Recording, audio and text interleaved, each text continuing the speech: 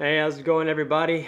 We're back finally, yet again, and we're here now to discuss the E36. I finally got it dynoed, and I want to talk about it.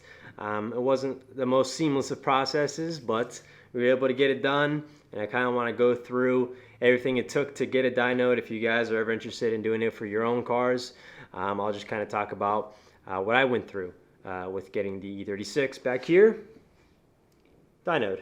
So let's get into it.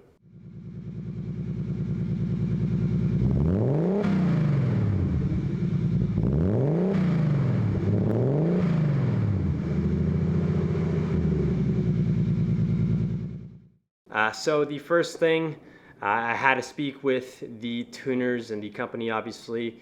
It's Works Motorsport down in Sonoma, if any of you are familiar. But I spoke with them first to let them know, what I had, what I wanted to do.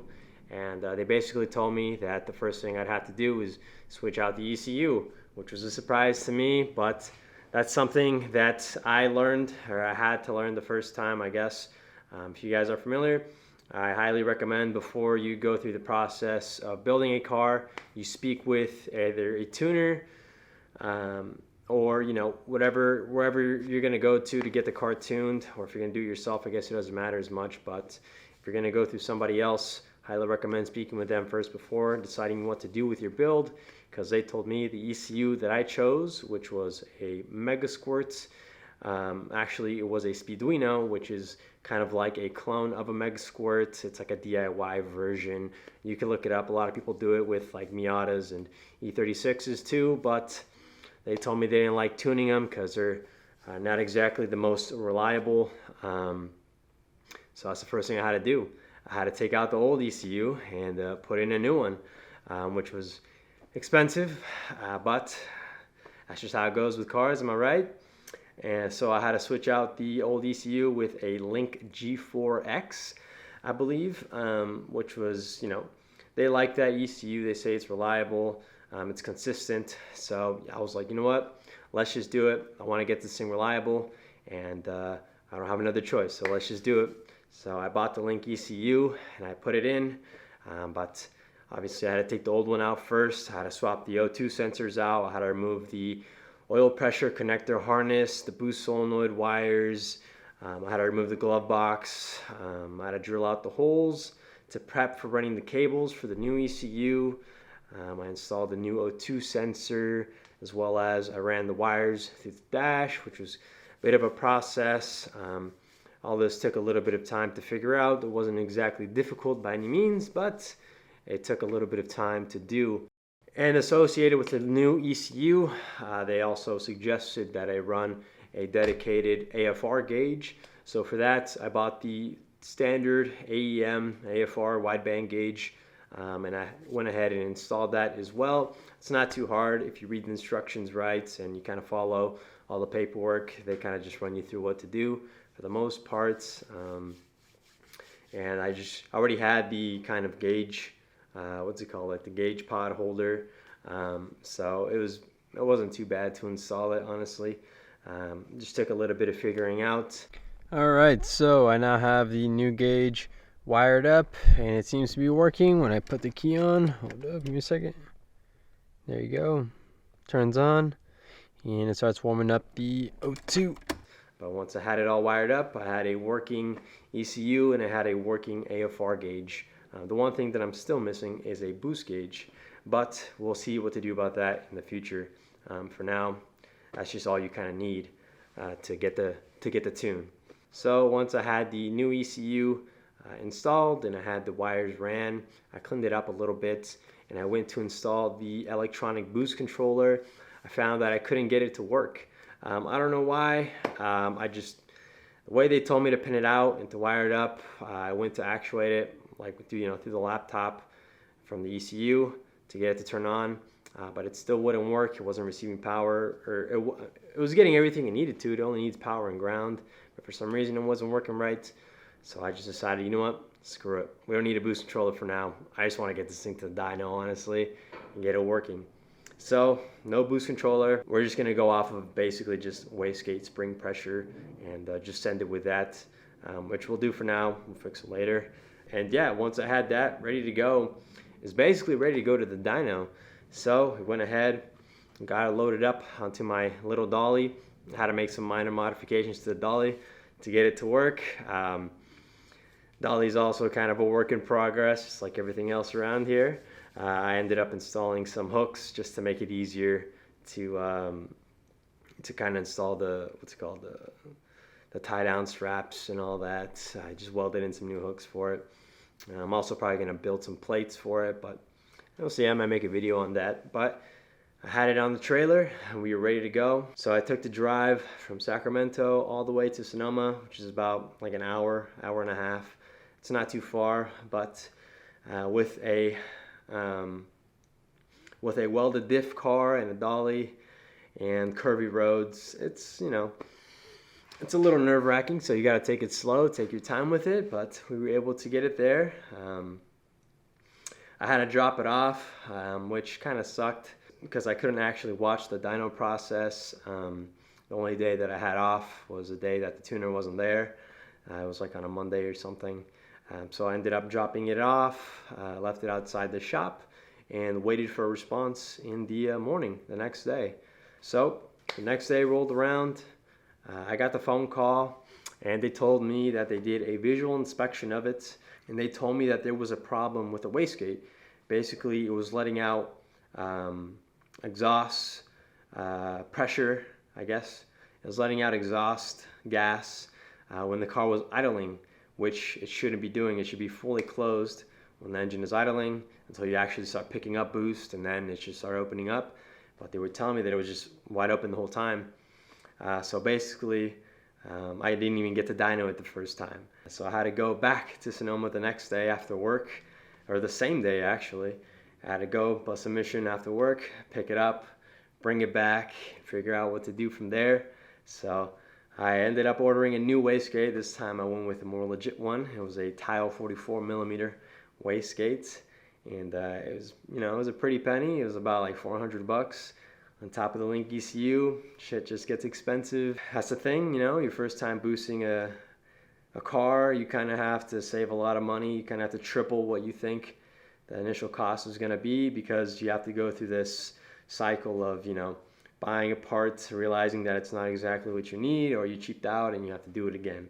So buy once, cry once. It's a lesson I'm learning the hard way. But I ended up buying a new wastegate for it. It was a Tile. And got it in about like a week later. That was a whole mess in and of itself. The first place I ordered it through was, they had FedEx ship it, and FedEx ended up losing the package, which, yeah, I've always had bad experiences with FedEx to begin with, so I should have known better. If you guys ever decide to buy parts online, recommend sticking with UPS or USPS. Just stay away from FedEx, they're trash. But I had ordered a second time. It showed up, purple Tile wastegate. It looks pretty clean, not gonna lie. And I ended up comparing it with the old wastegate. And if you could see, I'll show you some clips. You could actually see the part that I was missing. There's this piece of the flange that goes inside of the wastegate where the spring opens up, or where the valve opens up, and it helps to kind of keep everything closed. And it was missing on the old one, and it came included with the Tile. So I don't know what happened, but I guess with the cheap one, maybe it could have worked, but I was missing that piece, so, which is pretty critical. And I also ended up changing out the springs. I went with 14 pounds springs, which is like 3 different ones. You have to check the charts online for Tile to figure out what exactly you want to run. And I was just kind of guessing. I just figured 14 would be good for my setup, which is like a GT30 turbo. And I just figured, 14 piece would be good for 91 octane. And yeah, had to schedule another appointment, had to wait like another week. Sometimes, this process takes a while, just kind of waiting for things to show up, or for time to clear up. But everything came to fruition.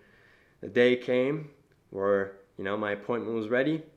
The car was ready.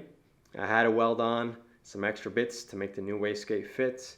I had to modify it, cut the flanges off of the old exhaust dump tube for the wastegates. Luckily, the one for the turbo manifold was the same exact fit, so that one was pretty easy. But I welded on the new flanges, got it all bolted up, it looked clean, and we were ready to go. So again, put everything on the trailer, and we headed over back to Sonoma to hopefully get it dynoed this time. So we dropped it off at Sonoma yet again. Fortunately, same thing.